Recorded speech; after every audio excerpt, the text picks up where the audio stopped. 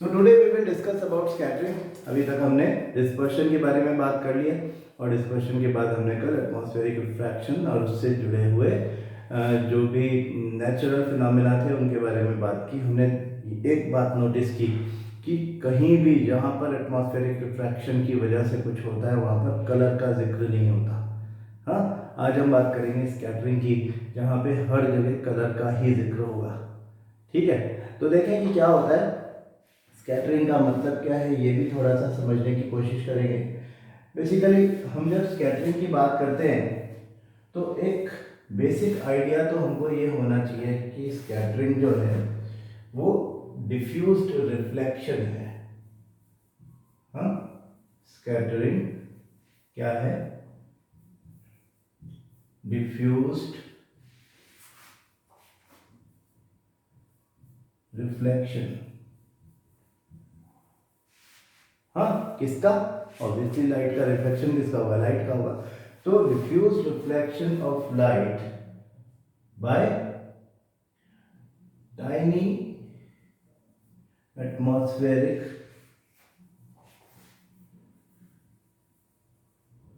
Particles. अब हमारे atmosphere में there are many particles. Gases होती है, नाइट्रोजन, ऑक्सीजन, उनके मॉलिक्यूल्स होते हैं, बहुत छोटे पार्टिकल्स हैं। हाँ, कुछ ड्रॉपलेट्स हो सकते हैं, कुछ हो सकता है डस्ट पार्टिकल हो, सस्पेंडेड पार्टिकुलेट मैटर हो।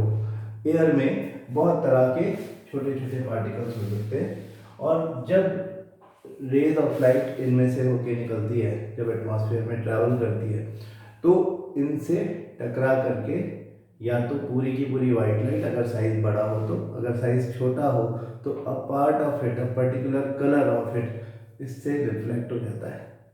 जितना छोटा पार्टिकल होगा उतनी ही छोटी वेवलेंथ को वो रिफ्लेक्ट करेगा और ये डिफ्यूज्ड रिफ्लेक्शन होता है।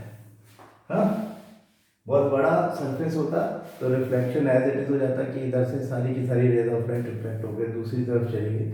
लेकिन डिफ्यूज रिफ्लेक्शन का मतलब ये है कि कुछ पार्ट ऑफ लाइट एक एंगल पे मुड़ जाएगा आफ्टर गेटिंग रिफ्लेक्टेड। तो इस वजह से हम ये कह सकते हैं कि लाइट जो है उसके कंपोनेंट्स जब इन स्मॉल एटमॉस्फेरिक पार्टिकल्स की कांटेक्ट में आते हैं तो अलग अलग डायरेक्शंस में according to their wavelength reflect हो जाते हैं। And due to this diffused reflection ये पूरी लाइट के कंपोनेंट्स जो है वो बिखर जाते हैं अलग अलग डायरेक्शन में। हाँ, स्कैटरिंग का मतलब बिखरना ही है। हाँ, तो स्कैटरिंग होना हमने छोटी क्लास में टिंडाल इफेक्ट से सीखा था। आई होप आपको याद है कि हमने 9th क्लास में ही सीखा है टिंडाल इफेक्ट, जिसमें हम कह रहे थे कि एक कोलाइडल पार्टिकल जो होता है, कोलाइडल मिक्सचर जो होता है, उसमें से अगर एक बीम ऑफ लाइट हम पास करेंगे तो उसका पाथ विजिबल हो जाएगा। हाँ, if a beam of light is passed through a solution, you can never see its path. हाँ, if it is passed through a solution, a true solution, अगर किसी true solution से उसको पास करें तो उसका पाथ विजिबल नहीं होता। लेकिन जब आप उसको किसी कोलॉइड में से पास करते हो, कोलॉइडल मिक्सचर में से पास करते हो, तो क्योंकि उस कोलॉइडल मिक्सचर में के जो डिस्पर्स फेस पार्टिकल्स हैं उनका पार्टिकल साइज 1 नैनोमीटर से ज़्यादा बड़ा होता है, तो इस वजह से उन वहाँ वो उसमें से पास होते समय स्कैटरिंग ऑफ लाइट होती है और हमें पाथ विजिबल हो जाता है, दिखने लगता है। ठीक है, तो Tyndall effect sir John Tyndall ने बताया था इसके बारे में, इसलिए इसका नाम टिंडाल इफेक्ट रख दिया।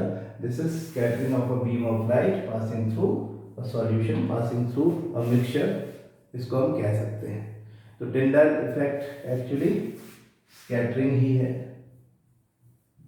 हाँ, हम एक स्मोक फिल्ड रूम में से पास होती हुई रेज ऑफ लाइट का एग्जांपल ले सकते हैं, जिसमें एक छोटे से छेद से रेज ऑफ लाइट आ रही है।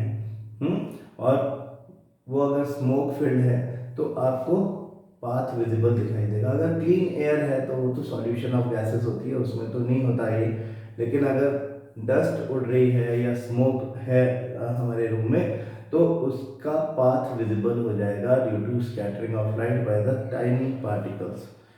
ठीक है, तो लाइट इस तरह से रिफ्लेक्ट होती है। ध्यान रखिए डिस्पर्शन और स्कैटरिंग में क्या बेसिक डिफरेंस है कि आपने देखा कि जब डिस्पर्शन होता है तो रे ऑफ लाइट एक मीडियम से दूसरे मीडियम में जाती है। हमने देखा कि एयर से प्रिज्म में गई या एयर से वाटर ड्रॉपलेट में गई, एक मीडियम से दूसरे मीडियम में जाती है, मतलब मीडियम चेंज होता है। ठीक है, जबकि स्कैटरिंग में मीडियम चेंज नहीं हो रहा है, जो भी हो रहा है एक ही मीडियम में हो रहा है।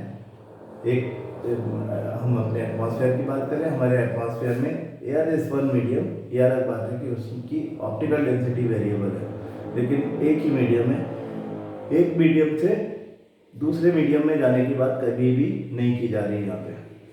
ठीक है, जो डिस्पर्शन होता है उसमें एक स्पेक्ट्रम बनता है ना। एक मतलब स्क्रीन पर हम सारी रेज ऑफ लाइट जो अलग अलग कलर्स जो है उनको हम प्रोजेक्ट कर सकते हैं, एक स्पेक्ट्रम एक स्क्रीन पे बनाया जा सकता है। ठीक है, यहाँ पर डिफ्यूज्ड रिफ्लेक्शन हुआ है, रिफ्रैक्शन तो हुआ ही नहीं है, रिफ्लेक्शन हुआ है। तो due to that diffused reflection rays of light बिखर जाती है, अलग अलग डायरेक्शन में जाती है और हम कोई स्पेक्ट्रम नहीं ले पाते हैं। इसमें हमें स्पेक्ट्रम नहीं मिलता है, अलग अलग एंगल से अलग अलग कलर जहाँ पर जो चला गया है स्कैटर हो गया है उसको हम अलग अलग जगह पर देख सकते हैं। लेकिन एक सिंगल स्क्रीन पर एक पर्टिकुलर विबग्यो टाइप का स्पेक्ट्रम यहाँ पर नहीं बनता है। ठीक है, सबसे बड़ी बात तो यही है कि स्कैटरिंग जो है उसमें रिफ्लेक्शन ऑफ लाइट हुई है, जबकि जो डिस्पर्शन था उसमें रिफ्रैक्शन हुआ था। ठीक है ना, मीडियम बदला है, रिफ्रैक्शन हुआ है, रिफ्रैक्शन के बाद अलग अलग डायरेक्शन में अलग अलग रेज ऑफ लाइट मुड़ गई थी, तब हम कह रहे थे कि ये तो डिस्पर्शन है, इसमें हमको रेनबो मिलता है। यहाँ पर ऐसा नहीं हो रहा, यहाँ पे अलग अलग वेवलेंथ्स, अलग अलग कलर ऑफ लाइट अपनी वेवलेंथ के अकॉर्डिंग अलग अलग डायरेक्शन में चले जाते हैं। हाँ, और फिर हम उनको उनकी हेल्प से हमारे डिफरेंट नेचुरल फिनोमेना को एक्सप्लेन करते हैं। तो हमसे कहा जाता है कि जो स्मॉल वेवलेंथ है, छोटी वेवलेंथ है, वो स्मॉल पार्टिकल्स से स्कैटर होती है। हाँ, जो बहुत छोटे पार्टिकल्स होते हैं वो स्मॉल वेवलेंथ यानी जो कि स्पेक्ट्रम के ब्लू एंड की तरफ होते हैं। ब्लू एंड की तरफ कौन है? वायलेट, इंडिगो, ब्लू, है ना, ऐसा है ना विबग्यो।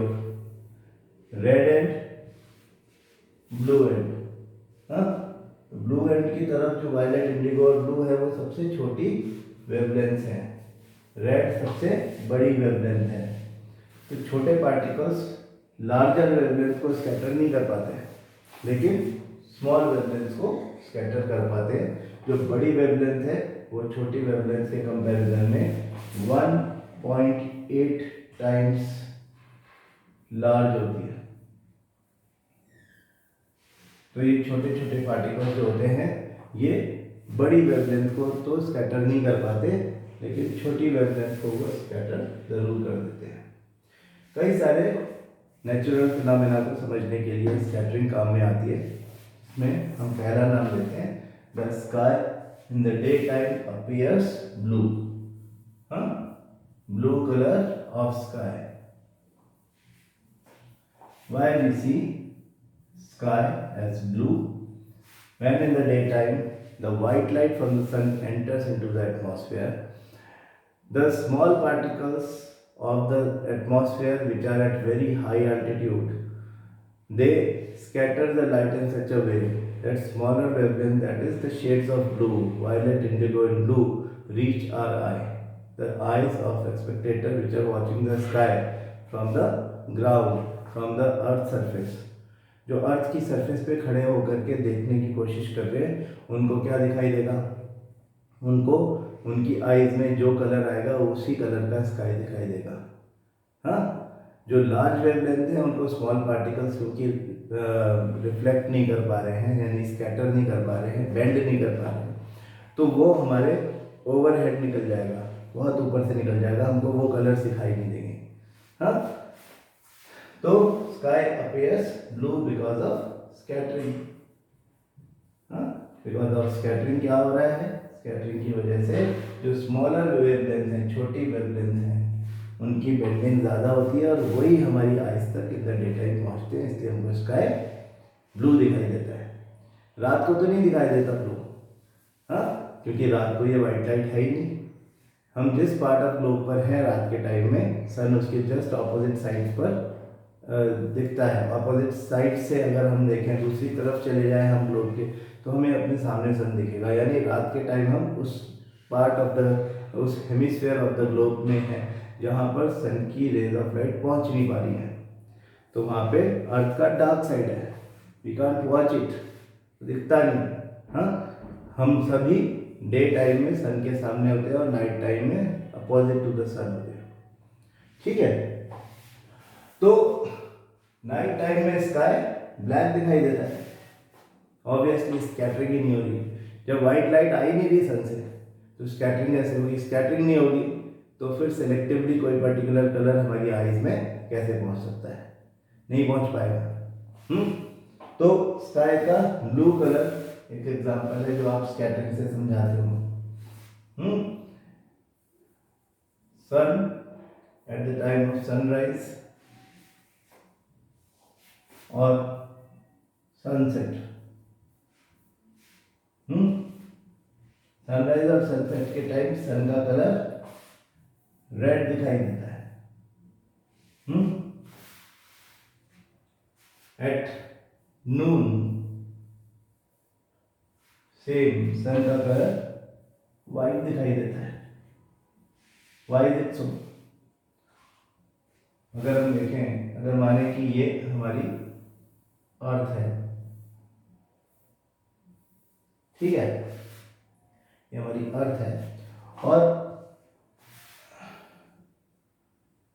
This is an imaginary plane which is known as horizon.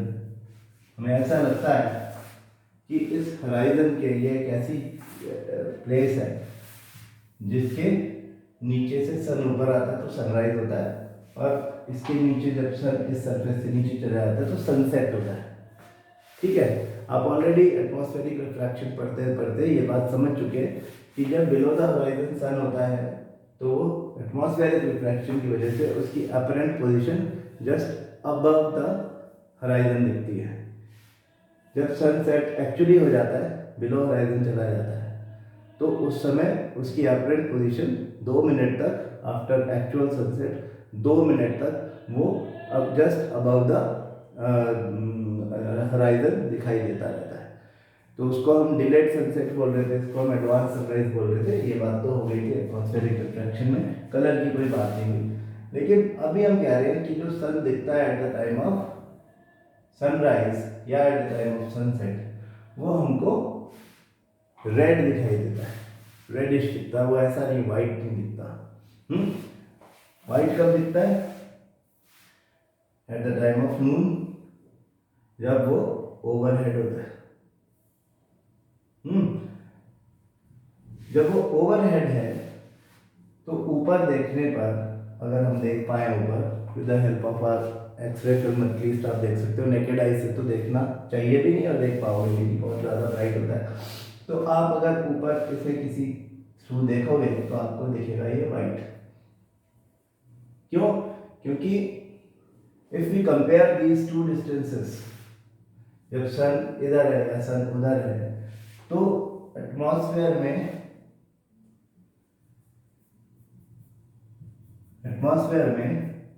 Horizon वाले प्लेस से रे ऑफ लाइट जब आती है तो उसको ज़्यादा डिस्टेंस ट्रेवल करना पड़ता है and through more layers of atmosphere उसको पास होना पड़ता है as compared to its position at noon. ये एकदम एट द टॉप है तो ये डिस्टेंस कम है, ये डिस्टेंस ज़्यादा है। तो जब एक लंबे डिस्टेंस से होकर के रेज ऑफ लाइट आती हैं, हाँ, ऐसे लंबे डिस्टेंस से होकर के रेज ऑफ लाइट आती है हमारी या किसी स्पेक्टेटर की आईज में, तो उनको एक्चुअली इस पूरे रास्ते में छोटे छोटे पार्टिकल्स मिलते हैं जो कि लाइट के वेरियस कंपोनेंट्स को बेंड कर देते हैं, रिफ्लेक्ट कर देते हैं या स्कैटर कर देते हैं। तो जो स्मॉल वेवलेंथ है वो सब बेंड हो जाती है, चली जाती है, हाँ, और हमारी आईज तक केवल रेड कलर ही पहुंचता है। जो कलर पहुंचेगा उसी कलर का सोर्स दिखाई पड़ेगा।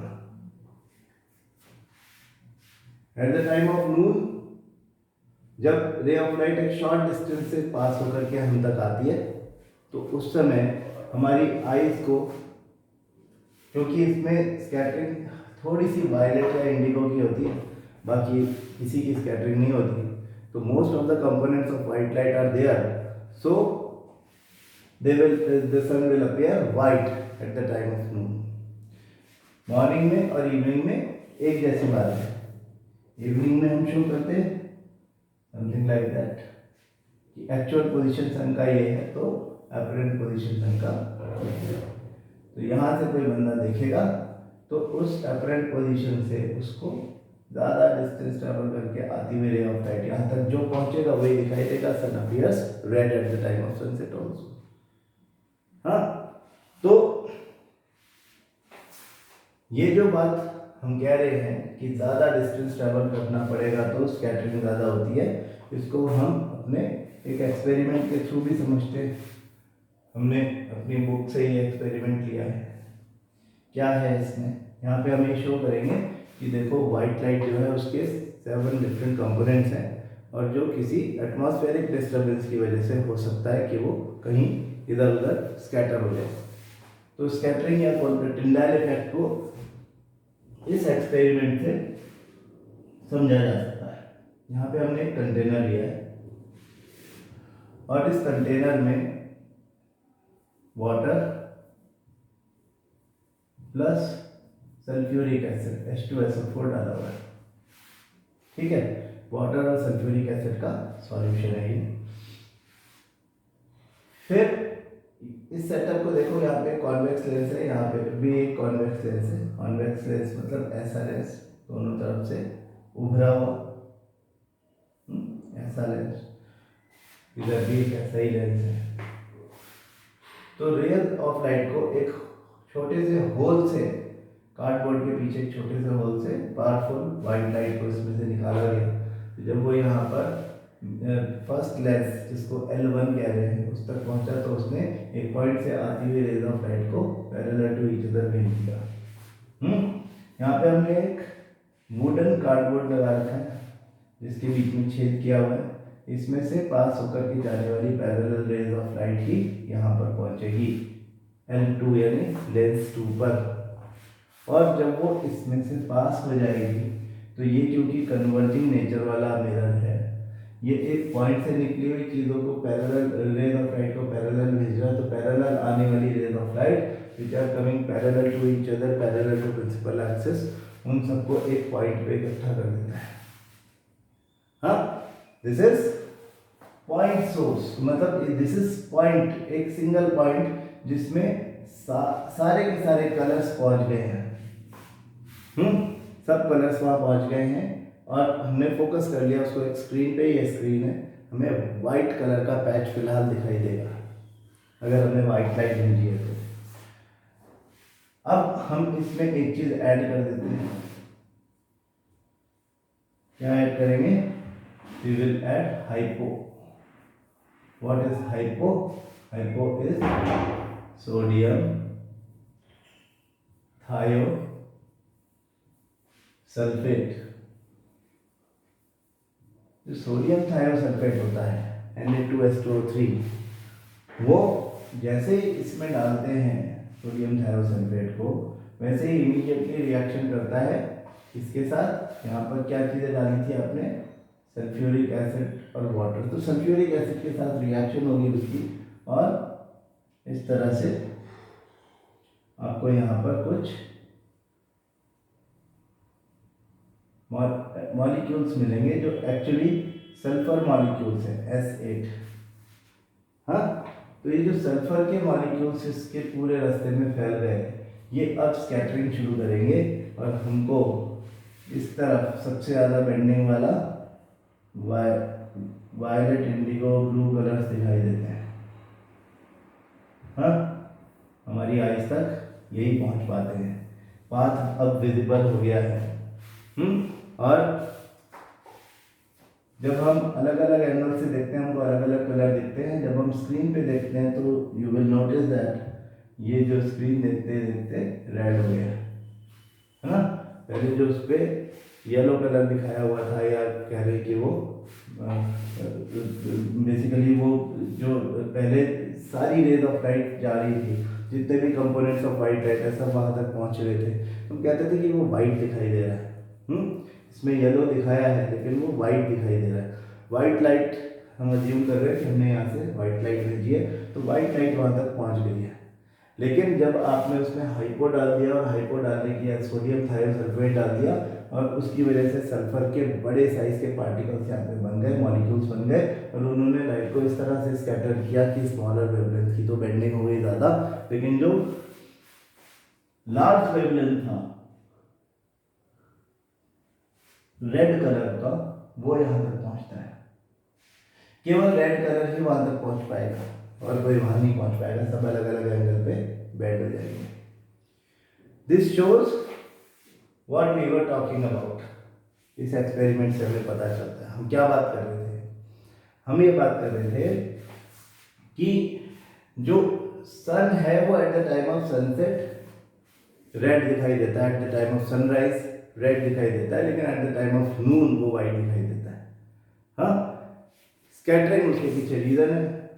अगर बहुत बड़े रास्ते से रेज ऑफ लाइट को भेजा जाए और रास्ते में इस तरह की डिस्टर्बेंस क्रिएट कर दी जाए तो ये जो नॉर्मल वाइट लाइट है वो भी रेड हो जाती है। समझा? तो जल्दी जल्दी कुछ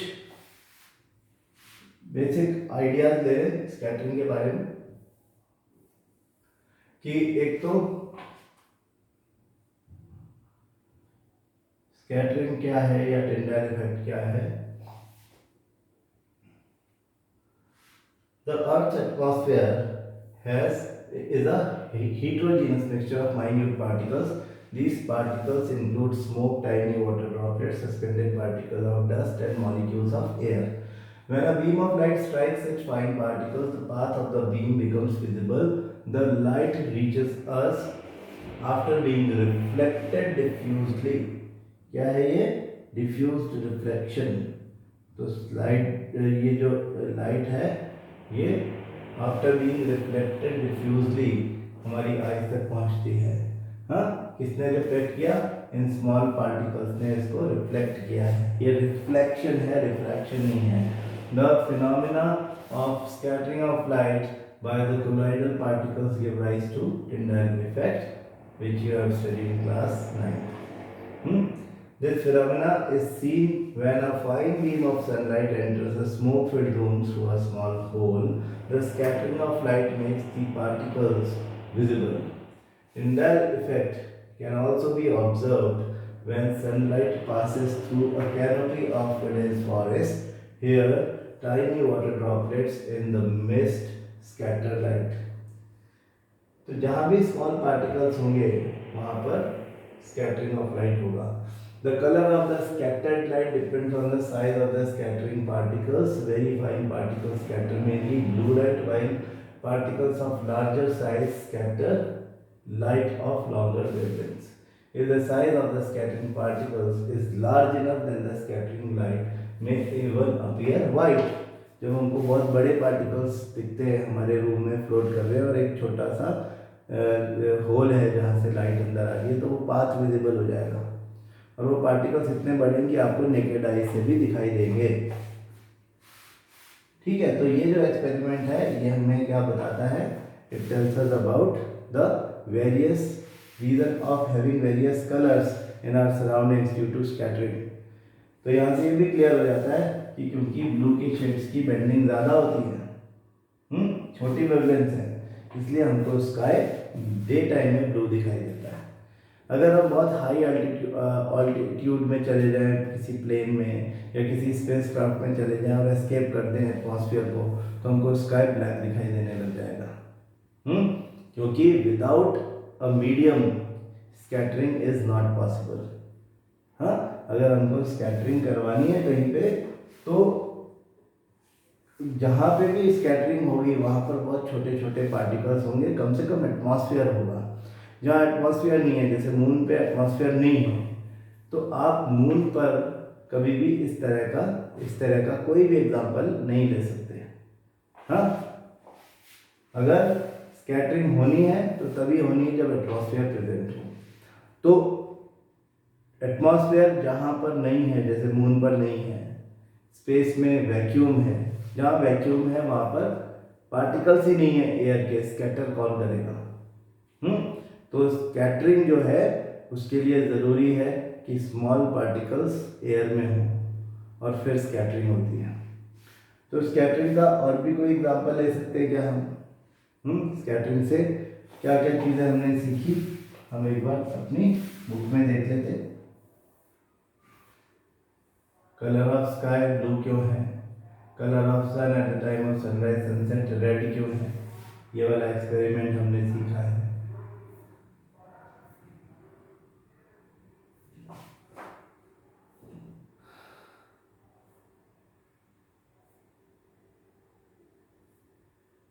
This activity demonstrates the scattering of light that helps you to understand the bluish color of the sky and the reddish appearance of the sun at the time of sunrise or sunset. Light from the sun near the horizon passes through thicker layers of air and larger distance in the Earth's atmosphere, therefore reaching our eye. तो ज़्यादा लंबा distance ये है, ये छोटा distance है। Less blue scattered away, sun appears reddish. ज़्यादा distance होगी, सन से रे ऑफ लाइट निकलेगी, ज़्यादा डिस्टेंस चलना पड़ेगा तो स्कैटरिंग बढ़ जाएगी।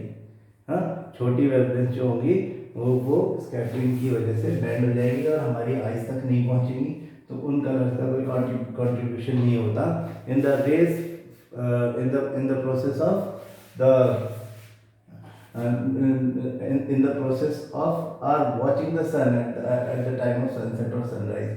सनराइज के टाइम पर जब आप सन देख रहे हो तो छोटी वेवलेंथ जो बैंड हो गई है वो हमारी आइज में पहुंचती ही नहीं है, तो जो सन का इमेज फॉर्मेशन और रेटिना हो रहा है उसमें कंट्रीब्यूशन ओनली रेड कलर का होगा eight the time of sunset या सनराइज, एक ही बात है ना। तो सन के बारे में दो बातें हो गई। एक बात हुई थी एटमॉस्फेरिक रिफ्लेक्शन में, जहाँ पे हम कह रहे थे कि एपरेंट पोजीशन ऑफ सन जो है उसकी वजह से सन जो है 2 मिनट पहले राइज होता है और सेट होने के 2 मिनट बाद तक दिखता रहता है ना। 4 मिनट एक्स्ट्रा दिखते हैं हमको, है ना। तो देखें क्या लिखते हैं कि हमने जो एक्सपेरिमेंट किया वो हमें क्या सिखा रहा है। This activity demonstrates the scattering of light that helps you to understand the bluish color of sky and the reddish appearance of the sun at the time of sunrise and sunset. Light from the sun near the horizon passes through thicker layers of air and larger distance in the Earth's atmosphere before reaching our eye. However, light from the sun overhead कब होगा? जब वो noon में, at noon the sun appears white as only a little of the blue and violet colors are scattered. Near the horizon, most of the blue light and shorter wavelengths are scattered away by the particles. Therefore, the light that reaches our eyes is of longer wavelength.